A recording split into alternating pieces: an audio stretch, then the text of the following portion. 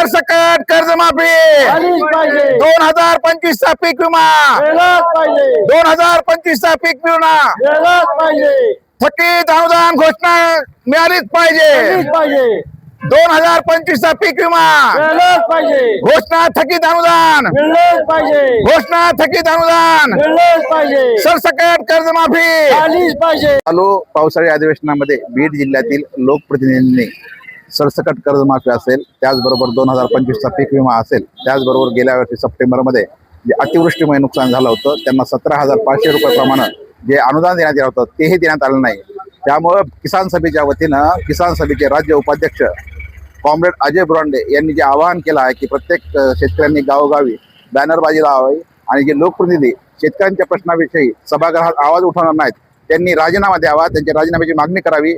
या आवाहनाला प्रतिसाद देत आज बीड तालुक्यातील लिंबागणशी या ठिकाणी मुख्य प्रवेशद्वारावर आणि चौकामध्ये बॅनरबाजी लावण्यात आली आहे आणि याच्यावर लोकप्रतिनिधी सरसकट कर्जमाफी, त्याचबरोबर 2025 चा पीक विमा आणि थकीत अनुदान घोषित जे आहे ते देण्यात यावं यासाठी बॅनरबाजी करण्यात आलेली आहे. जर लोकप्रतिनिधी याला गांभीर्याने नाहीच घेतलं तर लोक रस्त्यावर उतरून त्याचा निषेध करतील.